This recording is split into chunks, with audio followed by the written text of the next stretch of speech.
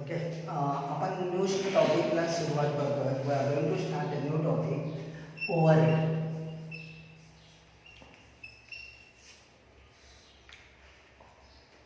Overhead means what? The overhead means expenses.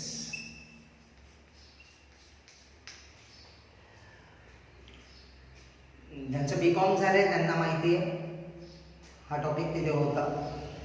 जे foundation student आहेत त्यांच्यासाठी हा टॉपिक नवीन आहे. मोस्ट प्रॉपरली हा टॉपिक जो आहे क्वेश्चन नंबर 2 ला विचारतात 2AB. या क्वेश्चनमध्ये मटेरियल, लेबर आणि ओव्हरहेड या तीन पैकी 2 क्वेश्चन असतात. सो ऑलरेडी मटेरियल आपण कंप्लीट केलेलं आहे with 48 question. Now we are going to start the overhead topic. मध्ये मी लेबरचा टॉपिक थोडासा स्किप केला आहे. मी ओव्हरहेड नंतर लेबर घेईल. तर पहिलं ओव्हरहेड टॉपिक हा मी स्टार्ट केलेला आहे. ठीक आहे. कॉस्ट शीट तुमचा चांगला बेस आहे. You are the expert in cost sheet in costing. तर कॉस्ट शीटच्या बेसिक जेव्हा आपण सुरुवात केलेली that time direct material, direct labour, direct overhead हे शब्द आपण ऐकले असतील. while you are preparing the cost sheet, जेव्हा आपण कॉस्ट शीट बनवत होतो किंवा cost sheet when we learn the cost sheet that time आपण हे वर्ड्स यूज केलेले. Direct material, direct labour, direct overhead. हे जे 3 खर्च हे तिन्ही खर्च आहे. या तिन्ही खर्चांना आपण प्लस करून जे येतं that is called as a prime cost.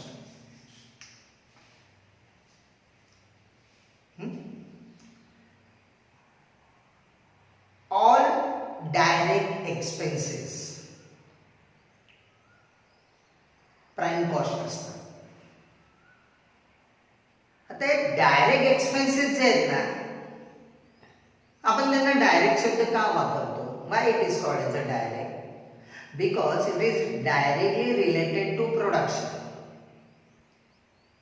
म्हणजे हेच मला तुम्हाला सांगायचंय. म्हणजे काय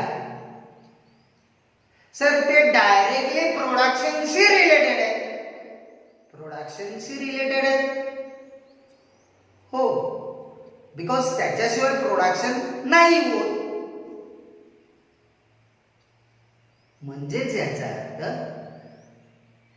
all these 3 expenses allocated to production. All these 3 expenses allocated to production.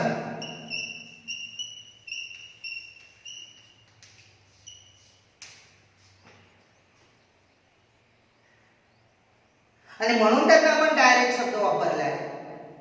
Direct material एवढे युनिट बनवण्यासाठी एवढा मटेरियलचा खर्च आहे. एवढे युनिट बनवण्यासाठी एवढा लेबरचा खर्च आहे. एवढे युनिट बनवण्यासाठी एवढा ओव्हरहेडचा खर्च आहे. म्हणजे ते खर्च आपल्याला कळतं. अलोकेशन म्हणजे तो खर्च आपण डायरेक्ट प्रोडक्शनला अलोकेट करतो. कारण तो खर्च नाही झाला म्हणजे प्रोडक्शन होत नाही.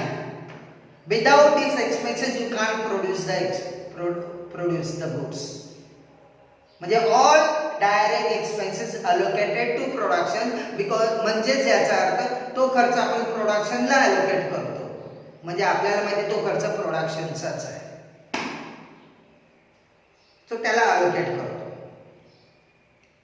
इथपर्यंत okay. But there are some expenses which are not allocated directly to the production, and that expenses is called as the indirect expenses. मग ते इनडायरेक्ट एक्सपेन्सेस कोणते असतील? इनडायरेक्ट मटेरियल असेल, इनडायरेक्ट लेबर असेल, इनडायरेक्ट ओव्हरहेड असेल, indirect expenses.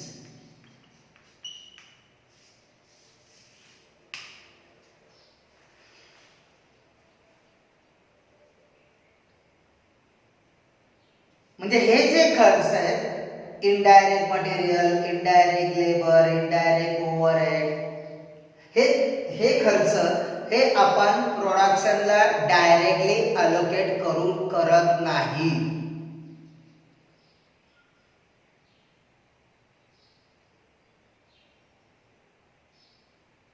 मग त्या खर्चाचं आपण कॉस्टिंग मध्ये काय ट्रीटमेंट करतो तेच आपल्याला बघायचं आहे ह्या टॉपिकमध्ये. आपल्या टॉपिकचं नाव आहे ओव्हरहेड.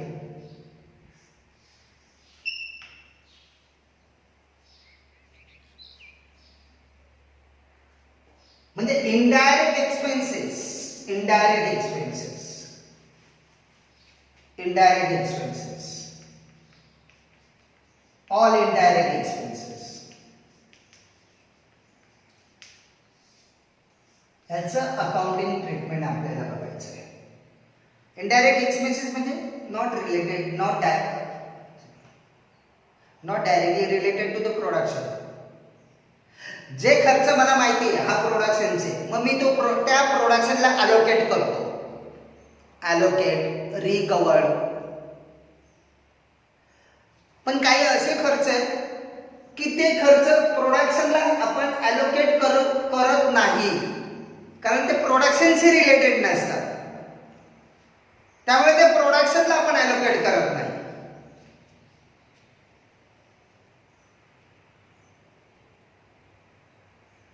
त्यालाच आपण बोलतो ओव्हरहेड, त्यालाच बोलतो इनडायरेक्ट एक्सपेन्सेस, किंवा त्यालाच आपण बोलतो फॅक्टरी ओव्हरहेड.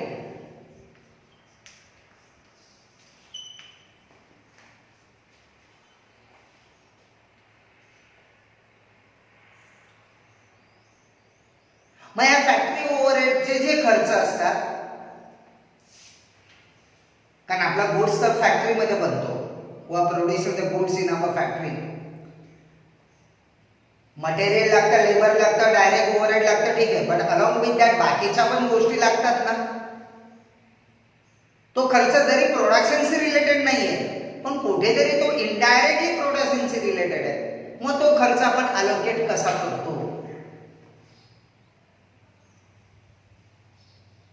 हे खर्च डायरेक्ट एक्सपेन्सेस ते प्रोडक्शनला अलोकेट करतात, मग बाकीचे खर्च आपण कसे अलोकेट करतो?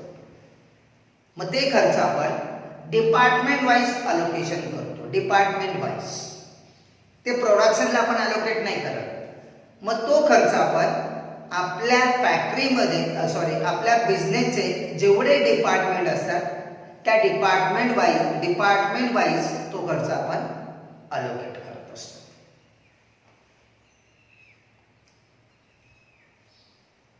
डिपार्टमेंट वाईज म्हणजे तुम्हाला लक्षात काय ठेवायचं आहे की indirect expenses are allocated to the department.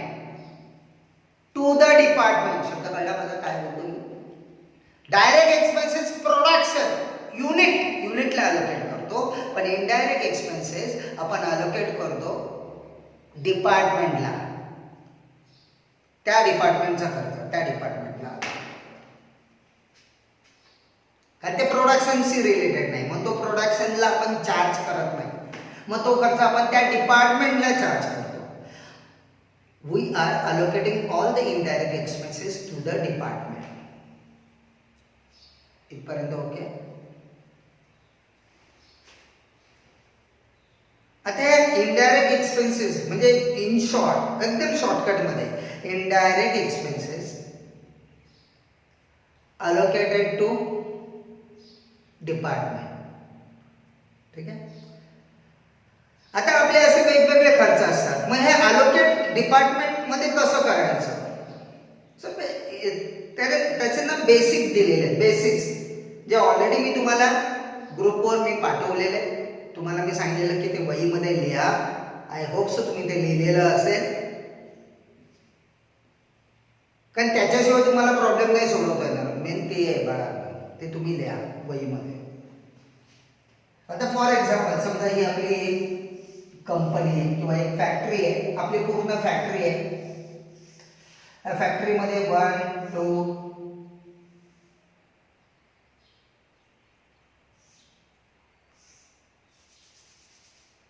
हे एक डिपार्टमेंट आहे, हे एक डिपार्टमेंट आहे, हे एक डिपार्टमेंट आहे, हे एक डिपार्टमेंट आहे, 4 डिपार्टमेंट आहे.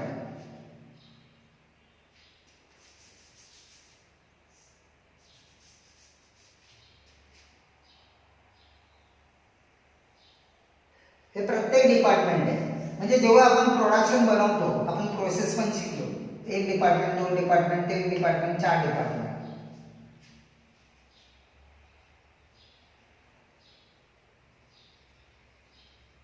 कारण कॉस्टिंगचं कसं असं माहिती का, जेव्हा आपण एखादा खर्च करतो, तो खर्च केल्यानंतर तो रिकवर्ड पण झाला पाहिजे. रिकवर्ड म्हणजे तो आपण कोणाला तरी अलोकेट केला पाहिजे आणि ते अलोकेट करून तो रिकवर्ड झाला पाहिजे. जसं माझा मटेरियलचा खर्च झाला की मी तो रिकवर करतो. आता मटेरियलचा खर्च रिकवर कसा करतो? फिनिश गुड्स विकल्यानंतर मला पैसे मिळतात. म्हणजे जो माझा डायरेक्ट मटेरियलचा खर्च इन्कर्ड झालाय तो फिनिश गुड्स विकून रिकवर्ड होतो. त्याला बोलतात रिकवर्ड, अलोकेट अँड रिकवर्ड. मग फॅक्टरी ओव्हरहेड जे आहे किंवा इनडायरेक्ट एक्सपेन्सेस जे आहे ते मी अलोकेट कशाला करणार? प्रोडक्शनला नाही. मग कशाला? डिपार्टमेंटला. मग ते कसे अलोकेट करणार? काही बेस दिलेले. एक एक्झाम्पल म्हणून फक्त दाखवतो. ही फॅक्टरी आहे, हे 4 डिपार्टमेंट आहेत, वेगवेगळे 4 डिपार्टमेंट आहेत.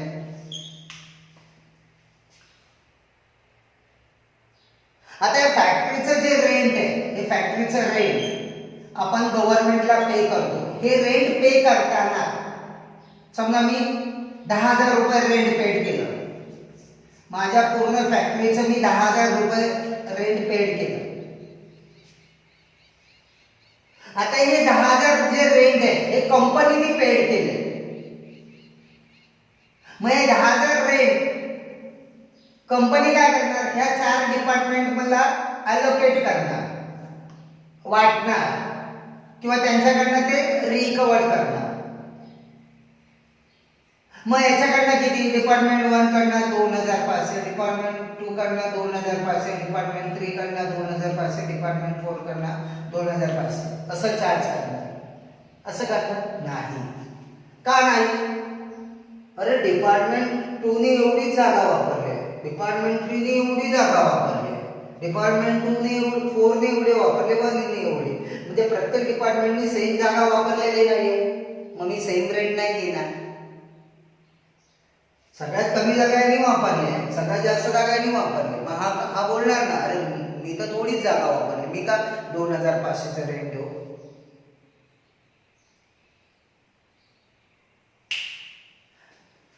म्हणजे हे जे रेंट आहे हे रेंट आपण कोणत्या बेसिसवर डिस्ट्रीब्यूट करणार ह्या 4 डिपार्टमेंटमध्ये? तर जो जेवढी जागा वापरेल त्याच्या, that is what is the area square foot. म्हणजे हे डिस्ट्रीब्युशन इक्वली वाटणं रॉंग आहे. मग कसं?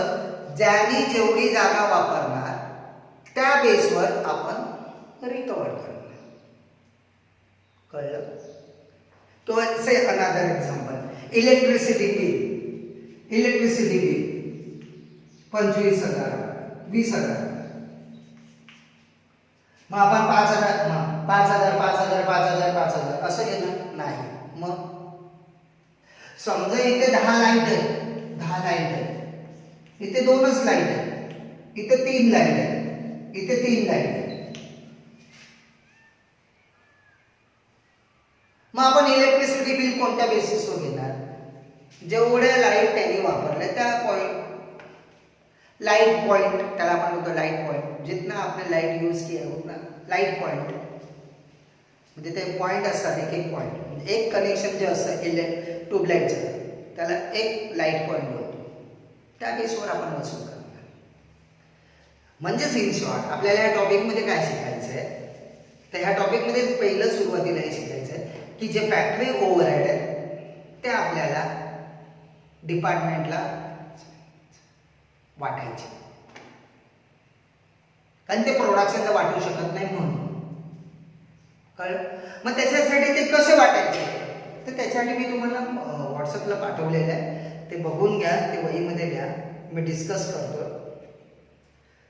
Rate, tax, fire insurance of building, air condition, floor area occupied, जिसने जितना फ्लोर ऑक्यूपाइड किया है वो बेसिस के ऊपर हम लोग वो एक्सपेंसेस अलोकेट करेंगे, डिस्ट्रीब्यूट करेंगे. Lighting expenses, number of worker और नंबर ऑफ लाइट पॉइंट और फ्लोर एरिया ऑक्युपाइड. म्हणजे लाइटिंगचा जो खर्च आहे, in the absence of information, म्हणजे प्रत्येक क्वेश्चन मध्ये तेच दिलेलं असेल असं नाही आहे. नंबर ऑफ वर्कर दिलेले आहेत, नंबर ऑफ लाइट पॉइंट दिलेले आहेत, फ्लोर एरिया ऑक्युपाइड, त्या बेसिस. Depreciation, repair, maintenance. आता आपल्याला माहिती आहे डेप्रिसिएशन आपण कशावर चार्ज करतो, असेटवर. रिपेअर किंवा मेंटेनन्स असेटवर. So value of asset in each department. Fire insurance of goods, आपल्या फॅक्टरीमध्ये स्टॉक असतो, मग आपण त्याच्यावर इन्शुरन्स काढतो, मग तो खर्च, इन्शुरन्सचा खर्च कोणत्या बेसिसवर, value of goods, value of stock in each department. Personnel department expenses, underline the word personal. Personnel म्हणजेच पर्सन लिहा तिथे, person department expenses, office expenses, number of employee. Canteen expenses, welfare expenses, recreation, PF and contribution to ESI. आता हे canteen expenses, कॅन्टीनमध्ये कोण जातं रे, worker जातात जेवायला. Welfare, PF provident fund, contribution to ESI, हे सगळं आपण वर्करला देतो ना. आणि म्हणून त्याने नंबर ऑफ एम्प्लॉई, जर नंबर ऑफ एम्प्लॉई नसेल तर वेजेस ऑफ ईच डिपार्टमेंट, म्हणजे डायरेक्ट वेजेसच्या बेसिसवर वाढणार. सुपरविजन, नंबर ऑफ एम्प्लॉई और time devoted. Telephone expenses, number of call और नंबर ऑफ टेलिफोन. ओके. त्यानंतर पुढे advertising, sales, commission, audit fees, actual sale और ॲक्च्युअल एक्सपेन्सेस. इलेक्ट्रिक पॉवर, हे लक्षात ठेवा, इलेक्ट्रिसिटी खर्च वेगळा आणि इलेक्ट्रिक पॉवर शब्द वेगळा. पॉवर, इलेक्ट्रिक पॉवर आलं की समजायचं horse power rating, horse power. Fuel and heat, radiator section, delivery expenses, weight, volume और टन, स्टोर कीपिंग, वेट और value of material handled, internal transport, weight, volume of value of goods handled. Purchase department expenses, number of purchase order और value of purchase. Credit department expenses, value of credit sales. General administrative expenses, work cost, sales, assistant salary, actual expenses और time devoted. So in short आपल्याला ह्या topic मध्ये काय शिकायचं की factory overhead दिलेले आहेत आणि ते फॅक्टरी ओव्हरहेड आपल्याला डिस्ट्रीब्यूट करायचे डिपार्टमेंट मध्ये, आणि त्या डिस्ट्रीब्युशनला आपण बोलतो प्रायमरी डिस्ट्रीब्युशन. म्हणजे इथे दोन डिस्ट्रीब्युशन आहे, प्रायमरी डिस्ट्रीब्युशन आणि एक सेकंडरी डिस्ट्रीब्युशन. आज आपण फक्त प्रायमरी डिस्ट्रीब्युशन वरच बोलणार आहोत आणि तोच प्रॉब्लेम सॉल्व्ह करणार आहे. सो इथे आपल्याला बघायचं आहे प्रायमरी डिस्ट्रीब्युशन. त्याच्यासाठी हे माहिती पाहिजे जे आता आपण रीड केलं ते. एक्झामला असा क्वेश्चन विचारला, I will suggest you go through, हे सोडवा, कारण 7 मार्काला विचारणार किंवा 8 मार्काला विचारणार. जर असा प्रश्न आला तर सोडवा. एखादा चुकेल ना किंवा 2 चुकेल, 7 पैकी 5 तर शुअर मिळणार. आणि काही नाही, तुम्ही जर FA मध्ये डिपार्टमेंटल फायनान्शियल ते डिपार्टमेंटल अकाउंट शिकला असाल किंवा प्रॉफिट प्रायर इनकॉर्पोरेशन वगैरे तो जर टॉपिक 13वी वाले जर शिकले असतील किंवा 14वी वाले, तर त्याचं जे डिस्ट्रीब्युशनचं काम आहे तेच इथे करायचं, बाकी काही नाही. डिपार्टमेंटमध्ये तुम्ही शिकले असाल डिपार्टमेंटल अकाउंटिंग, डिस्ट्रीब्युशनचं काम करायचं आहे, बाकी काय नाही. Okay, so let's start. आपण एक प्रॉब्लेम स्टार्ट करूया. ओके, काय डाऊट? पोच करूया. क्वेश्चन नंबर 3, पहिला क्वेश्चन आपण बघतो आपल्या नोट्स मधला. A factory has 3 production department P1, P2, P3 and 2 service department S1 and S2. The following overhead and other information are extracted from the books for the month of January 2016. त्याने काय शब्द वापरलाय? Expenses.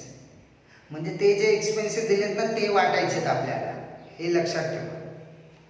Rent 6000, हे 6000 rent आपल्याला 5 department मध्ये वाटायचे. म्हणजे एकूण आपल्या फॅक्टरीमध्ये 5 डिपार्टमेंट आहे, त्यातले 3 प्रोडक्शन डिपार्टमेंट आहे आणि 2 सर्व्हिस डिपार्टमेंट आहे. असे 5 डिपार्टमेंट आहे या फॅक्टरीमध्ये. आणि पूर्ण फॅक्टरीचं रेंट 6000 आहे. आणि रेंट हा डायरेक्ट खर्च नाही, हा इनडायरेक्ट आहे. मग हा मी त्या डिपार्टमेंटला अलोकेट करणार. मग त्या डिपार्टमेंटला कोणत्या बेसिसवर अलोकेट करणार? इक्वल नाही, एरिया. मग त्यांनी ना हे आधी सुरुवातीला सगळे खर्च दिलेले आणि इथे जे खाली दिलेत ना ते बेस दिलेले. मग आपल्याला पहिलं काय करायचं? While you are reading the question ते ठरवायचं आहे कोणत्या बेसवर आपल्याला तो खर्च डिस्ट्रीब्यूट करायचा आहे. Rent, area, square foot. Repair, आता रिपेअर कसला खर्च आहे? प्लांट वगैरे मशीनचा रिपेअरचा खर्च आहे. मग रिपेअरचा खर्च आपण व्हॅल्यू ऑफ प्लांटवर डिस्ट्रीब्यूट करणार. Plant value of plant. Depreciation normally कसं काढतो? प्लांटवर, व्हॅल्यू ऑफ प्लांट. लाइटिंग, आता लाइटिंग मध्ये जर तुम्ही बघितलं, लाइटिंग एरिया तुम्ही बोलाल सर हॉर्स पॉवर नाही, हॉर्स पॉवर नाही, लाइटिंग हा एरियावर आहे. Supervise, number of worker. Fire insurance of stock value, स्टॉकवरचा फायर इन्शुरन्स, मग स्टॉकच्या value.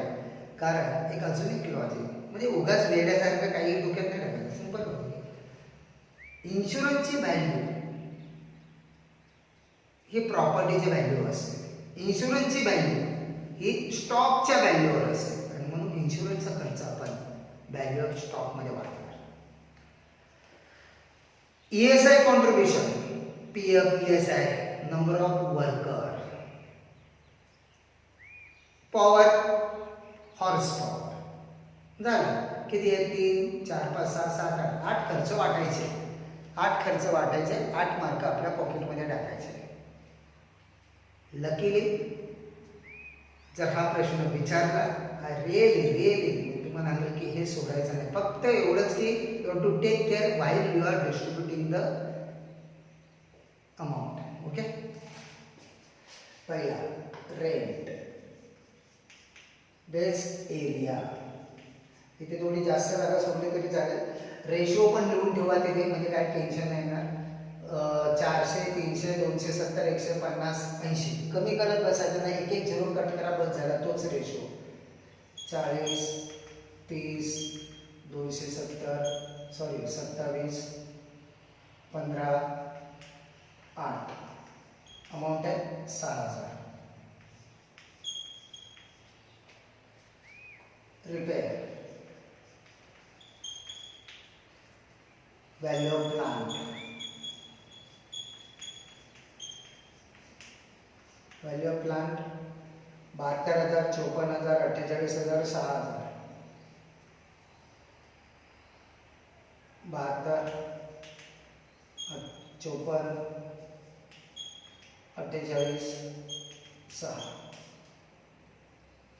3,700. Depreciation, same, value of plant 72, 54, 48, 6, 2,007. lighting area 40 30 27 15 8 600 supervision number of worker 9000 number of worker 54 48 36 24 18 a ratio है fire insurance value of stock 3000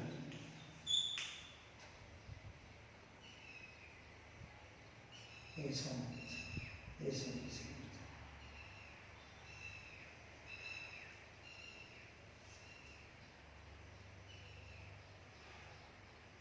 45 27 18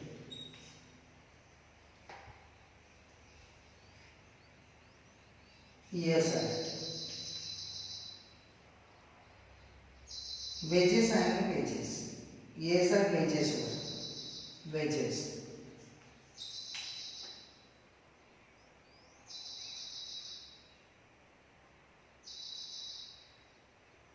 wedges किती दिले 18 15 12 9 6 900 and power horsepower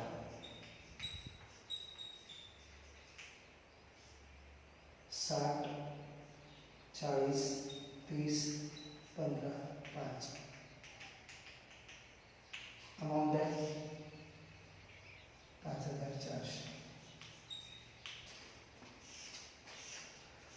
actually एवढंच काम आहे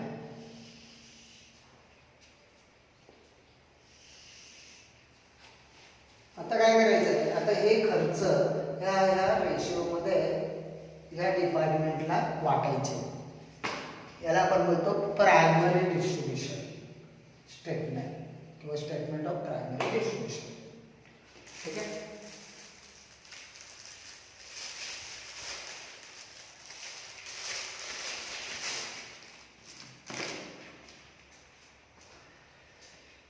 त्याची टोटल किती पहिले आपण टोटल करून घेऊया रेशिओची 40 प्लस 30 प्लस 27 प्लस 15 प्लस 8 120 येते या सगळ्यांची total 120 6000 divide by 120 50 50 into 40 520 50 into 30 5 3 15 50 into 27 50 into 27 1350 50 into 15 15 5 75 50 into 8 45 okay 3600 ह्या रेशो मध्ये वाटायचे याची टोटल करूया आपण 72 plus 54 plus 48 plus 6 180 3600 divide by म्हणजे याची टोटल आली 180 3600 divide by 180 20 into 72 20 into 72 1440 20 into 54 1080 20 into 48 20 into 48 960 आणि 20 इंटू 6 120 आणि इथे डॅश नाही त्या डिपार्टमेंटला मशीन नाही आहे म्हणून नाही त्याची टोटल ऑलरेडी इथे आपण केलेलीच आहे 180 so 2700 divide by 180 15 15 into 72 1080. 15 into 54 810. 15 into 48 45 into 48 15 into 48 720. 15 into 6 90. इथे नाही श्री स्वामी समर्थ. याची टोटल करायची. याची टोटल ऑलरेडी आपण इथे केली बघा. एरिया 120. इथे 6000 होते, इथे 600. इथे एक झिरो कमी आहे, मग मी इथेच करणार ना, लॉजिक वापरणार आहे. प्रोफेशनल आहे आपण ना. सो एक झिरो इथे कमी आहे, मग इथे प्रत्येकामध्ये मी एक झिरो कमी घेणार. कॅल्क्युलेशन टाइम से हो बच्चे लोग.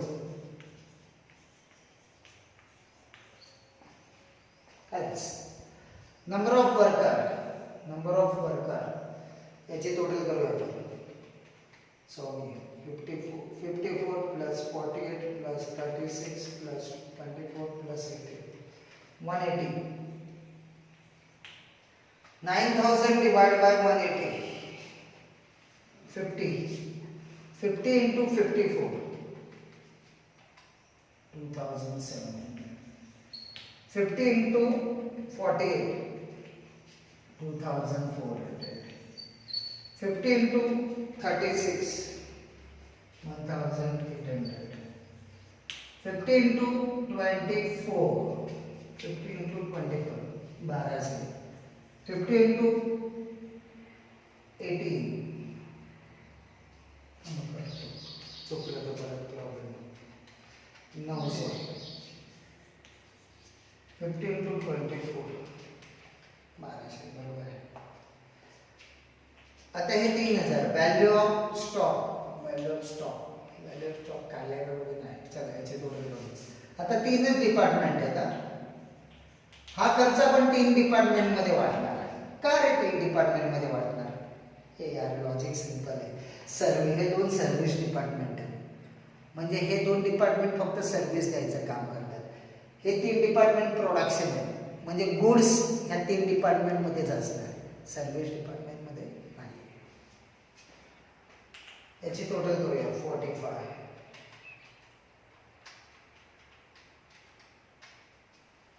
90. 3000 भागिले 90 3000 भागिले 90 बरोबर आहे. 45 प्लस 27 प्लस 18 90. 3000 भागिले 90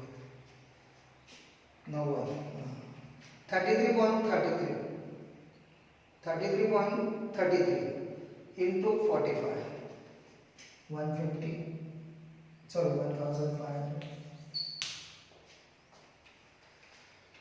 into 27 900 into 80 600. Wages 18 plus 15 plus 12 plus 9 plus 60. याची टोटल 60 आहे. 900 divide by 60 15 into 18 270. 15 into 15 225. 15 into 12 180. 15 into 9 135. 15 into 6 9 horse या ratio 60 plus 40 plus 30 plus 15 plus 5 150. 5400 divided by 150 36. 36 into 60 2160. 36 into 40 1440. 36 into 30 1080.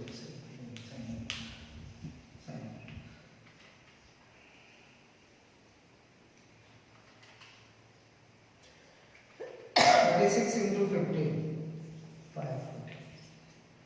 36 into 5 glass 9 total करायचे प्रत्येकाचे 6,000 plus 3,600 plus 2,000 plus 600 plus 9,000 plus 3,000 plus 900 plus 6,000 plus 3,600 plus 2,700 plus 600 plus 9,000 plus 3,000 plus 900 plus 5,000.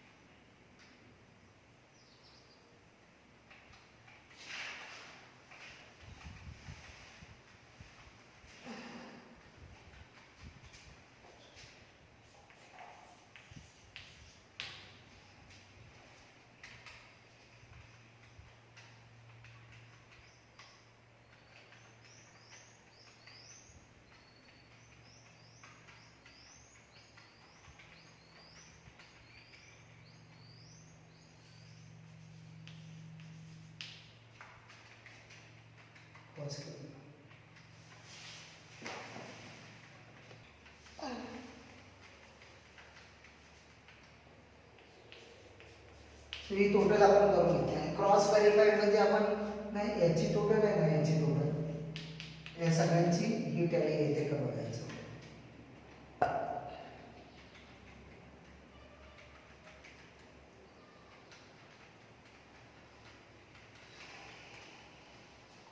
Yes येते. So अशा प्रकारे पहिला problem आपला complete झाला. हा basic problem आहे. अशा पद्धतीने पण विचारते. थोडं याच्यामध्ये अजून ॲडिशन पण